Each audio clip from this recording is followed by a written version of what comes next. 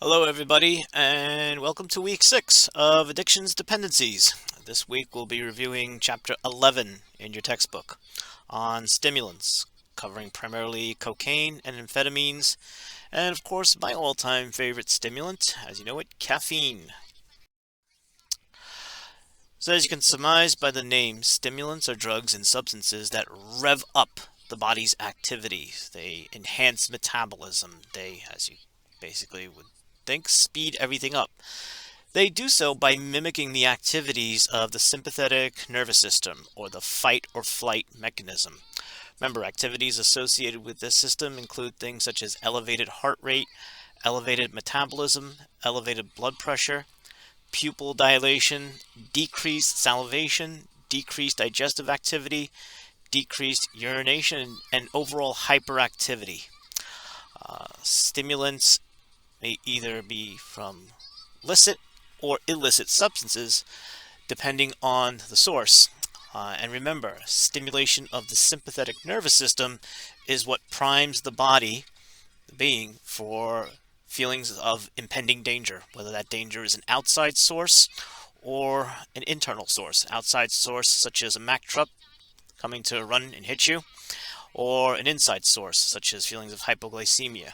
Anytime the body perceives a danger, it engages that fight or flight system.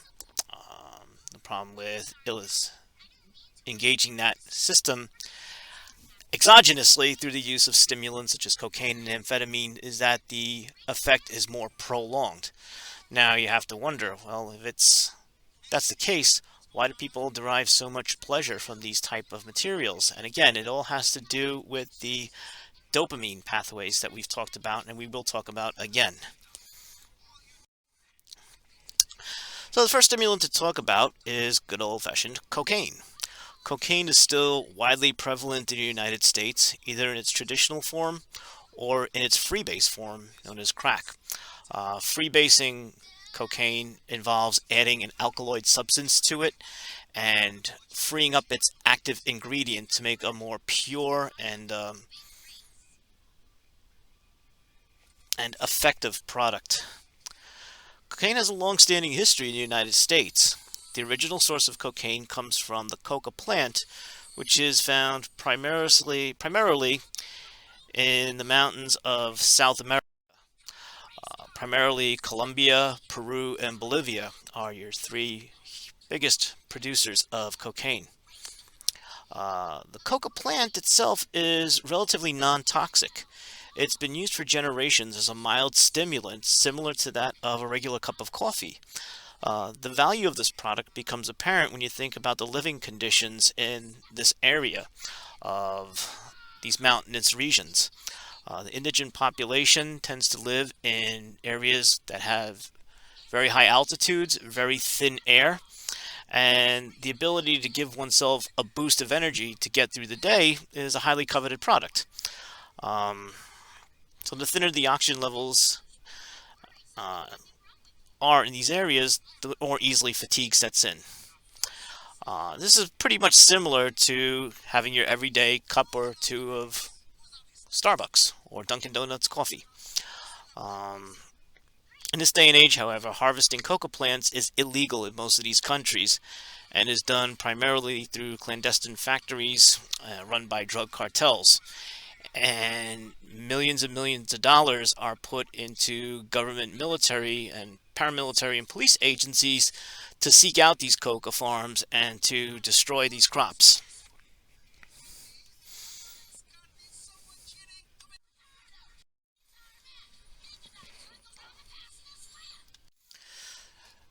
So this is a kind of interesting fun fact elicited by your textbook. Although cocaine use in the United States is at historic lows, at least as of the publication of this textbook, up to 90% of circulated dollar bills in the United States contain traces of cocaine. And you can obviously understand that these are being used as makeshift straws and cocaine paraphernalia. Now, please do not go taking all your dollar bills out of your wallets and start snorting them.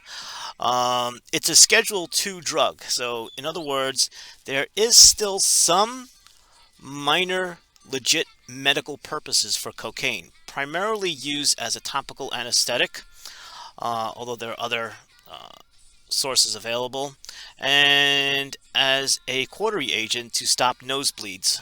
Again, there's other ways to accomplish that effect as well.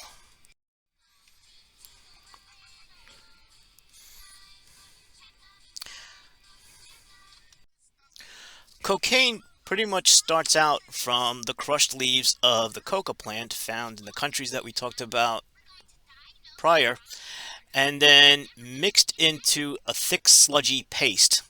That's the primary unrefined product of cocaine. From there, it's transported to factories and treated with various chemicals until you get this fine white powdery substance that you see in the picture here, along with the various drug paraphernalia, the razor blades, the mirror, straws, spoons. It can be introduced into the body a number of different ways. The most common way that it's introduced into the body is through insufflation or snorted through the nose, allowing it to be absorbed into the mucous membranes. This allows the drug to take effect in about 10 to 15 minutes. It's a relatively efficient means of introducing the drug into the body. However, the most efficient way, up until recently, would be to inject it directly into the bloodstream, just as you would with heroin. This has never been a very popular way of accepting cocaine into the body, because cocaine has traditionally been associated with higher socioeconomic status, partygoers, so to speak, and there's always been that knowledge of problems with transmission of bloodborne diseases with IV insertion. And that all changed back in the 1980s with the introduction of crack, when you had the ability to actually inhale directly the vapors of the purified form of cocaine, allowing almost instant effect and instant high. So if you go back to our previous conversations on neurophysiology and substance abuse, remember that there are three primary brain chemicals or neurotransmitters that are important to understand when you're understanding the effects of any substance of abuse on the human body.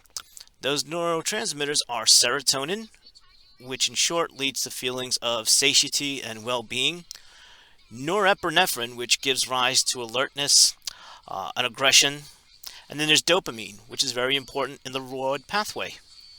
Cocaine has a very prominent role in the stimulation of both dopamine and norepinephrine activity, and this accounts for the highly addictive property as well as the physical effects of the body itself. The norepinephrine pathways are the pathways which stimulate that sympathetic response, that fight or flight response, that rush, that thrill of the chase. And remember, the dopamine pathways are the reward pathways, which gives the brain a sense, wow, this stuff I'm doing is really good. I want to do more, and I want to do more, and I want to do more.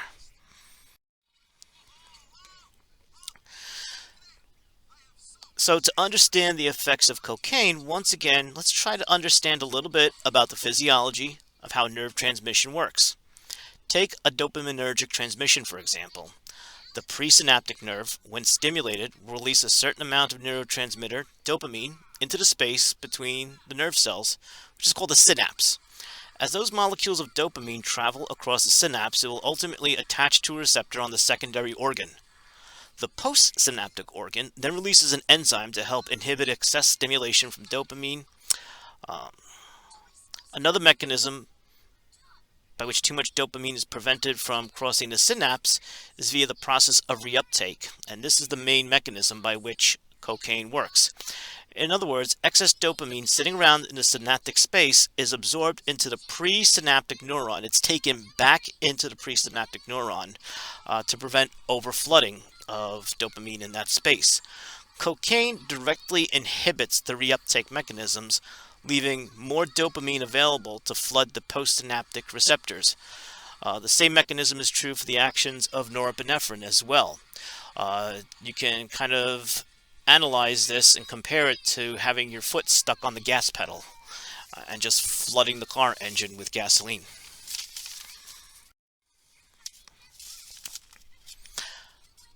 Cocaine has a long history of use in American culture. After its development in the early 1800s, it was put into numerous patent medicines that we spoke about earlier in this course. And yes, one of the main active ingredients is in good old Coca-Cola was indeed cocaine, giving its ability to be marketed as a fatigue reliever, as you can see in the picture there. Very famous scientists are documented as having addiction to cocaine. Over in the left-hand corner in this slide is a picture of Dr. William Halsted, who is credited as being the father of American surgery. He wrote papers and research on the medical effects and benefits and utility of cocaine, some of which are still used today, as I mentioned before. However, it is worth noting that he is also credited as being the first medical professional to have been documented to be addicted to cocaine. On the lower right-hand side is a picture of Sigmund Freud, upper right-hand side, I should say. Sigmund Freud, who's the inventor of the theory of psychoanalysis. Early in his career, he wrote many papers touting the wonderful benefits of cocaine and how it would enlighten and improve the lives of all who took it. After the adverse effects of cocaine were well documented, Sigmund Freud's reputation took a huge hit and his credibility suffered. And as I mentioned before, cocaine still has some minor medical utilities today for the procedures that we spoke about.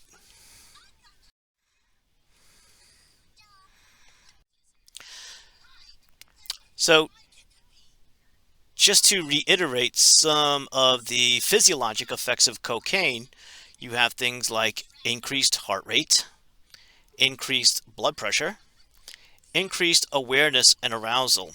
So this was the drug of choice among partygoers, dancers, the disco era, as we'll mention in a few moments, the so-called elite high class, because it basically got you involved and active within your social circle. Another effect is decrease of oxygen and supply to the heart and other major organs. So this could be a downside of this effect. One of the effects of the sympathetic nervous system is to close off and constrict blood vessels in certain areas. Some of these blood vessels are blood vessels that feed the heart, the kidneys, the stomach, the whole GI system, which can basically cut off supply of oxygen and cause end organ failure over the course of time.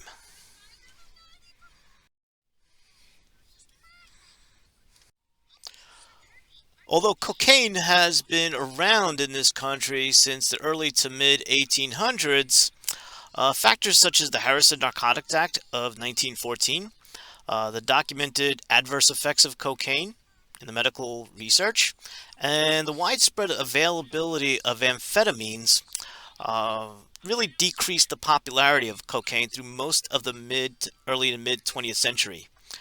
In the 70s, cocaine use made a huge resurgence in popularity. This was due to both the widespread availability due to the smuggling actions of drug cartels, as well as what we talked about before, the perception in the party culture, disco culture, as this being a glamorous drug. The perception at the time was that heroin addicts were junkies and alcoholics were drunks. Cocaine was perceived to make one more popular in the life of the party. The popularity of cocaine was probably enhanced even further through the depiction of popular media venues such as Saturday Night Live, Cheech and Chong movies, and multiple pop songs that were popular at the time. It is worth noting that at some point the popular practice of combining cocaine with heroin, resulting in a cocktail commonly referred to as a speedball, has resulted in the deaths of many popular celebrities as well as common folk. As you can see here, these depictions of, up in the upper left corner, River Phoenix, a popular young actor from the 80s and early 90s, probably best noted for his role in the movie Stand By Me. Philip Seymour Hoffman, who played many different roles. Comedian John Belushi from the Saturday Night Live TV series, The Blues Brothers, many other movies, all died as a result of mixing these two opposing substances, which basically gives the body mixed signals. Speed up, slow down, speed up, slow down, speed up, slow down. Finally, at some point, the heart just has enough. It's kind of like, burning out the transmission of your car, and then boom, just knocks itself out, and death ensues. And although cocaine can be introduced into the body via IV injection, we spoke about the more popular way of introducing it into the body was through absorption through the mucous membranes by snorting it through the nose. Delivery of this drug is effective, although somewhat inefficient. At the same time, cocaine use was limited mostly to the social upper class due to its cost. This game changed in the mid-80s when it was discovered that by adding an alkaline substance to cocaine, you could free up its active high-causing ingredient, causing an almost pure, solid, crystal-like form that could be inhaled into the lungs and released directly into the bloodstream for an almost immediate and intense effect. This new formulation was known as crack, presumably due to the cracking noise produced when the solid form of cocaine was heated and vaporized, breaking down. The efficiency of the high of this product was so great that the cost of a typical high was very cheap, making it very popular in the lower socioeconomic inner cities. Although the typical dose of crack was very cheap, the high from it did not last very long. So typically a user would need multiple doses to maintain their high and maintain their habit. And of course, remember the addictive properties of this drug due to the dopamine pathways.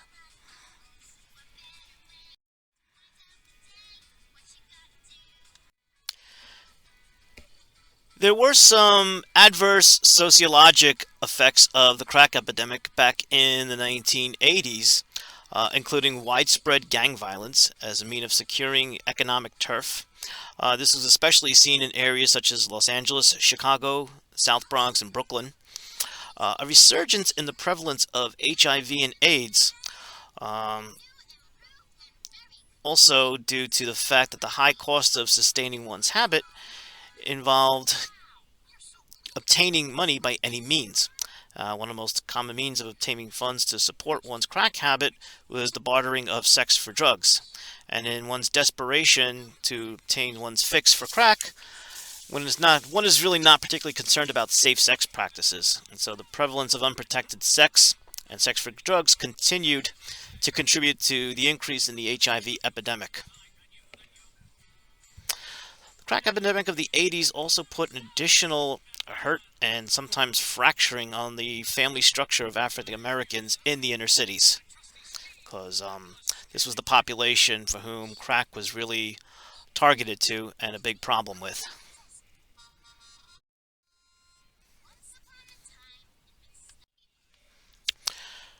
Many steps are involved, from the production to the refinement to the importation and ultimate distribution of cocaine products in the United States. The earliest steps, as mentioned before, start from the base cocoa farmer who harvests coca plants in the clandestine regions of South America. The ultimate markup from the finished product, several hundred times the amount of the cost that goes into the initial processing. Drug cartels have many creative ways of bringing through the borders and smuggling cocaine into the United States. However, one of the most common forms of cocaine smuggling is through the use of body packers, otherwise colloquially known as mules.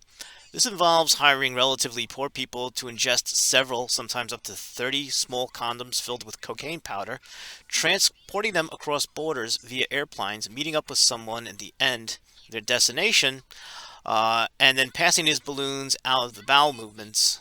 If you remember the tragic Avianca airline crash that occurred in Glen Cove, Long Island, back in 1989, it was discovered that many of the survivors from this airplane crash ultimately passed large amounts of cocaine once they were in the hospital, and this was a big way of how we discovered this method.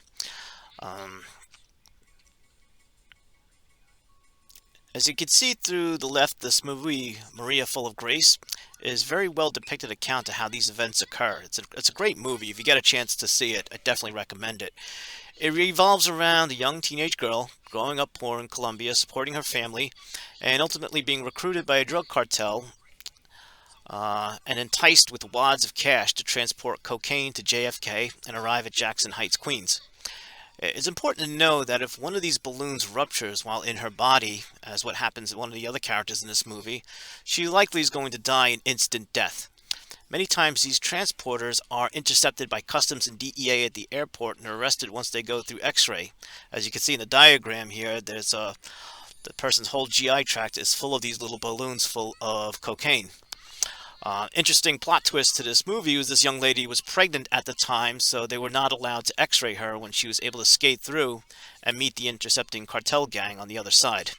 Once again, I definitely recommend watching this movie. It's really an eye-opener as to what goes on and how these people are exploited.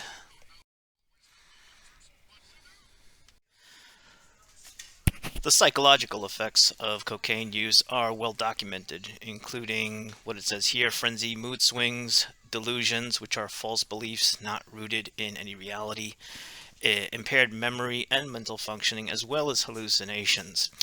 There's a condition in EMS we refer to as excited delirium, when you have a very hyperactive, agitated individual who is so manic and uncontrollable, they basically do not acknowledge pain. These individuals have been shown to tear through the flesh of their forearms while being restrained in police handcuffs. It's a very difficult situation to control. The adverse physical effects of cocaine are well documented as well. As said before, cocaine is a powerful vasoconstrictor, leading to a number of physical events, one of which being nasal septum necrosis, which leads to the complete collapse of the nasal bridge. As you can see here, this is a picture of comedian Artie Lang, very well noted for his time on the Howard Stern show in the early 2000s period. He's had a long documented, well-known history of substance abuse, and as you can see on the left, as opposed to the right, his long-standing habit of cocaine abuse has caused complete collapse of his nasal structure. This is basically irreparable and can lead to other complications as well, such as airway obstruction.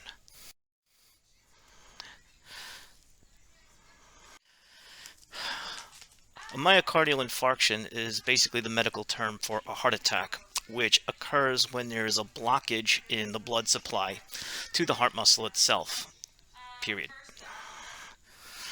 Cocaine facilitates this process in one of two ways.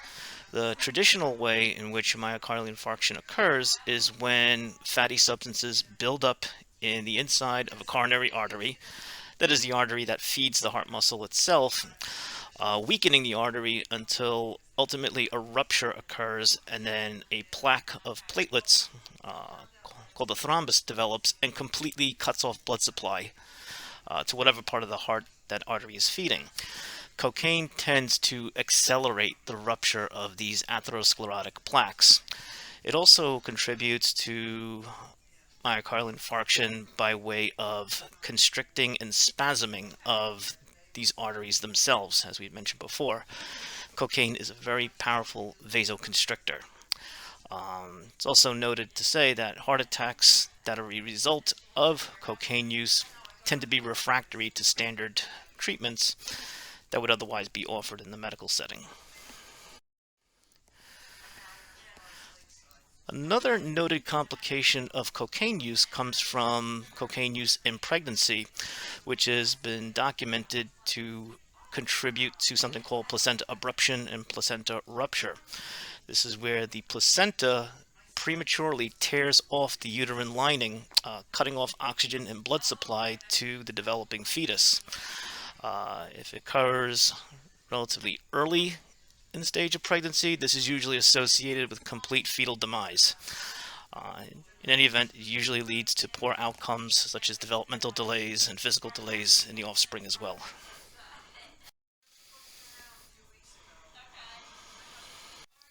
And what was not mentioned in the previous slides is that cocaine is also responsible for strokes, which is an interruption of the blood supply to the brain, which can ultimately lead to permanent physical and neurological impairment, and seizures as well, again, which are very difficult to control in the medical setting.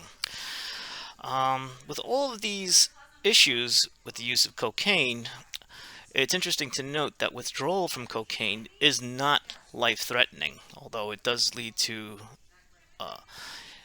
profound discomfort. as opposed to withdrawal from alcohol, which can lead to severe life-threatening conditions such as delirium tremens and alcohol withdrawal seizures. The effects of cocaine withdrawal are less physical in nature and more psychological in nature, which includes depression, lack of energy, absence of pleasure in life, a condition called anhedonia. And usually withdrawal comes in 3 phases. The first phase involves intense craving, agitation, deep depression, jitteriness from being deprived of the substance. Then withdrawal itself results in more physical manifestations such as insomnia, which can last up to about 10 weeks. And then extinction, which is improvement in considerable and occasional cravings that can last for months to years, although can be lifelong, especially if reintroduced into settings where cocaine is considered acceptable. However, once again, it's important to note that cocaine is not a substance that leads to physical dependence, just more so psychological dependence, otherwise known as addiction.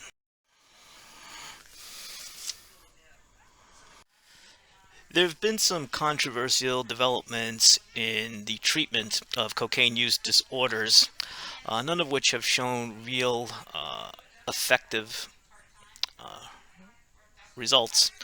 One controversial treatment is something called ibogaine, which is a hallucinogen, and it works, like it says here, by blocking withdrawal symptoms and suppressing craving for the drugs. Hallucinogenic drugs have been used experimentally in a lot of fields of medicine and psychiatry.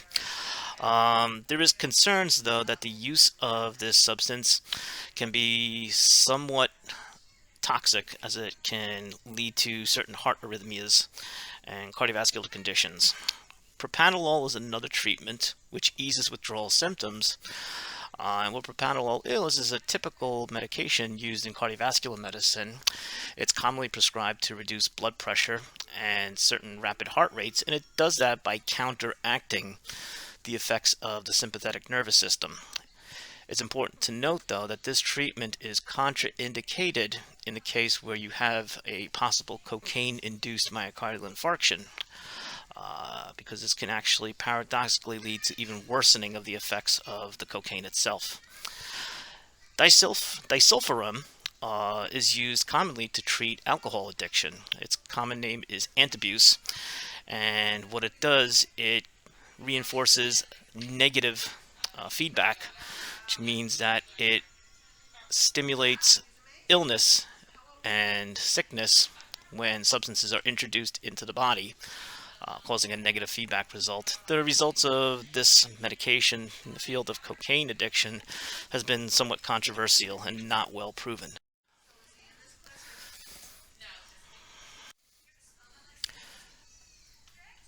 There have been studies ongoing since the early 90s regarding a possible vaccine to prevent against cocaine addiction. Although these medications have shown success in laboratory rats, the translation into human subjects has not been ongoing. This can also be met with a lot of controversy as well. Think about it. Who would get the vaccine for cocaine addiction? What would you be implying by offering a cocaine vaccination? A lot of debatable subjects go hand in hand with this subject.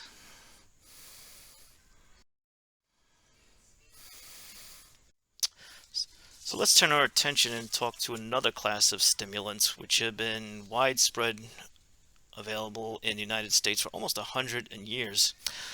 We're talking about amphetamines, which were marketed and developed in 1927 in Japan and made its way through Europe and United States ever since then.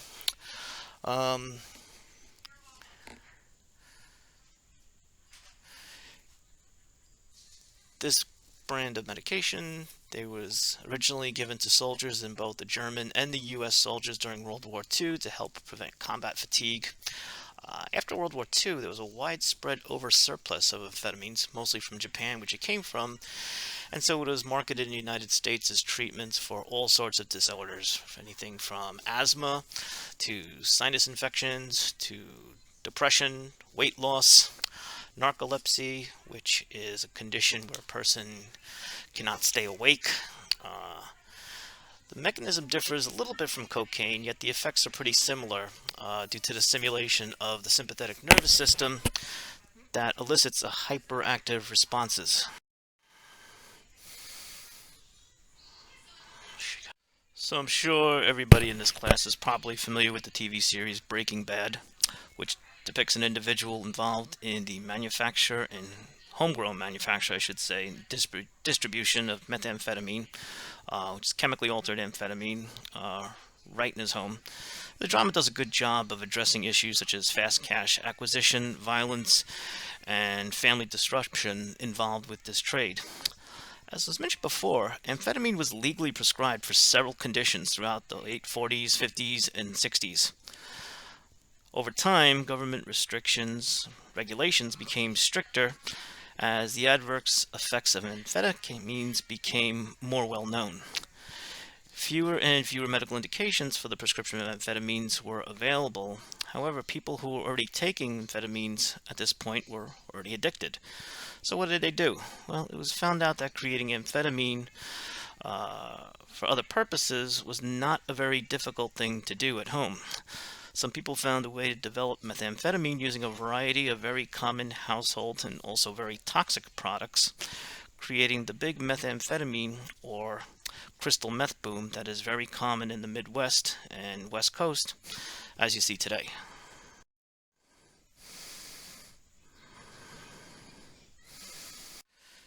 And so here you have crystal meth, which is a chemical derivative of traditional amphetamine, otherwise also known as ice, crank, rock. It goes by different names, but the effects are pretty similar. It's highly addictive. Long-term use can lead to severe motor and verbal skill developmental impairments. Its use is widespread throughout the Midwest and the West Coast of this country. You don't see too much of it on the East Coast, except for areas like Atlanta, where there's a big booming market for it. But its effects are very similar to cocaine, except that it tends to be more potent and more long-lasting, making addiction problems with this substance very, very difficult to beat. It was probably well known that originally the main ingredient in homemade crystal meth was the very popular, very available over-the-counter cold and sinus medication called Sudafed, which originally contained a chemical called pseudoephedrine in it. The product you see on the slide actually contains an alternate active ingredient called phenylephrine, which is chemically different than pseudoephedrine. True pseudoephedrine is still available in over-the-counter and is not a government-regulated drug. However, to purchase it in its true form, most states require you to show ID, sign a log, so as to limit the amount of quantities available during one purchase. The DEA actually tracks and monitors the quantity of Sudafed sold in any given area. This was initially thought to be successful in controlling the availability of crystal meth throughout the states. However, chemists learned to become more creative and found other means of producing the substance. Not to mention that smuggling from Mexico has increased to increase and fill the void in demand.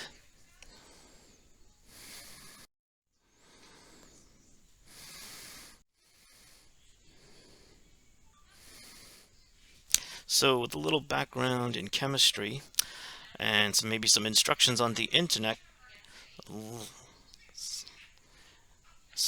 lot of crystal meth has been developed and very easy to obtain by producing it in people's basements, homes, shacks, garages, in what we call clandestine labs.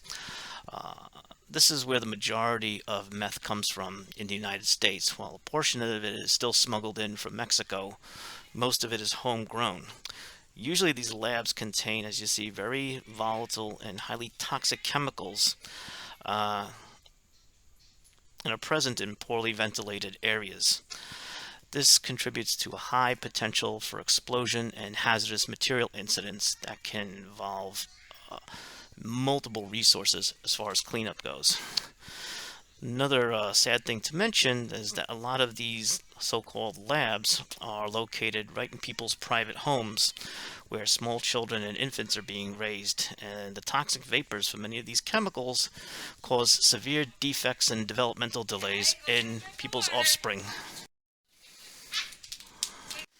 So, when law enforcement finally takes down after discovering one of these clandestine labs, they usually have to do so with the implementation of hazardous material gear. Like I said, once these houses are taken down, uh, everything from the surrounding soil to the plumbing fixtures to the surrounding property, even neighbors' properties, are all potential contaminants, which can lead to adverse health effects 5, 10, even 20 years down the line. And this is a popular slide to kind of document the effects of chronic methamphetamine use in an individual. This series of photographs recounts the physical effects of a well-known crystal meth user over the course of 10 years. And this was actually somebody who was working as a school librarian in the Midwest. And you can see how the severe malnutrition, wasting away, cachexia that occurs over the course of 10 years of aging. It looks like she's been prematurely aged almost 30 years. Um, and this is another very lovely side effect of chronic meth use. Uh, Crystal meth can be introduced into the body a number of ways. It can be injected, snorted, but the most common way, just like crack cocaine, is to heat up the solid substance in a tinfoil dish or a pipe and inhale the vapors that comes from the combustion, bringing it into the lungs and introducing it directly into the bloodstream. As mentioned before, there are many toxic chemicals that go into the composition of crystal meth, including toluene, benzocaine, muriatic acid, just to name a few, which are very corrosive materials and leads to this condition commonly called meth mouth.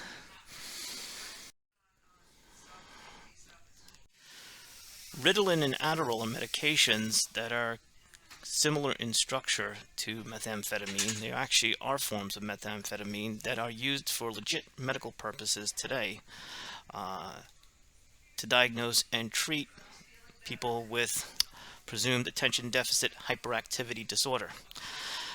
It's kind of interesting. You would think if somebody has attention deficit or hyperactivity disorder, if they're hyperactive, why would you want to give them a medication that would actually stimulate them even further? Elevate the heart rate, increase awareness. The pharmacology is pretty complex, but I like to use this analogy. If you were on a bicycle and bicycling down a paved road, the slower you go, the more wobbly and unstable the ride gets. It's only once you start picking up speed on that bicycle where the ride becomes smoother and steadier, and you have a much better trip.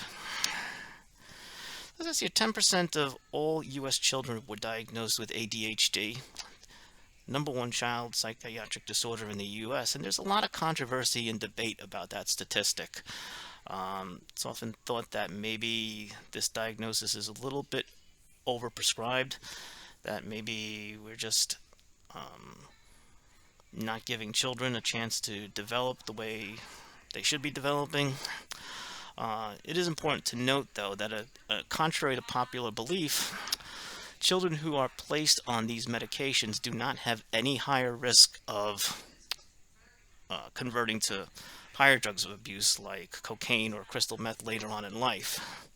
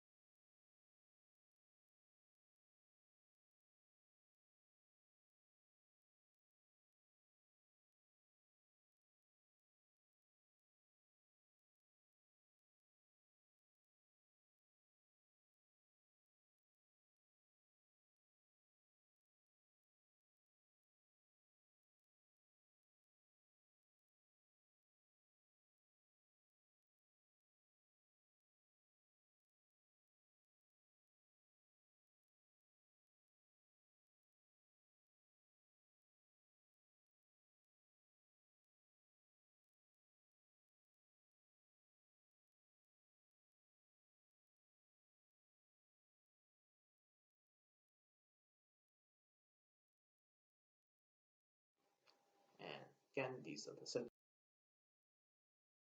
Let's just go over, I put the objectives at the end of the chapter to go over what we think you should take away from this week's lesson. Summarize the extent of illegal stimulant use in the United States between cocaine, methamphetamines, distinguish between different forms of products that contain cocaine, including coca leaves, powder cocaine, and crack cocaine, kind of understand the production line and the markup in price, contrast the different modes of administration of cocaine and how routes of administration impact addiction. Remember, probably the most effective route of administration is inhalation of the vapors of smoked cocaine, free-based cocaine. Discuss cocaine use from a historical standpoint and the factors that contributed to the rise in popularity during the 70s and the 80s. Create an argument why crack cocaine is a more dangerous drug compared to powder cocaine. Think of all the factors that go into that. Compare the difference in treatment opportunities for cocaine addiction. Uh, Treatment modalities we said were available: Imogene, propranolol. Explain the impact on children who are prenatally exposed to cocaine, what this leads to, such as placenta abruptions and rupture. Discuss the medical consequences of amphetamines we spoke about: sudden cardiac arrest, stroke, heart attack, meth mouth. Relate the connection between amphetamines and attention deficit hyperactivity disorder. A lot of controversy in how prevalent this condition actually is. Explain the physical and psychological effects of methamphetamines, and discuss whether caffeine is a physically harmful drug or not. Something I did not mention about caffeine, it is actually used medically in some situations for refractory migraines. It is actually put in anti-migraine medications. But again, when it comes to the difference between medicine and a poison is basically dosage. So it's a matter of how much gets into your system. And with that, have a good week. We will take up next week, week 7, when we talk about, I believe, nicotine and tobacco. Okay. Enjoy your week.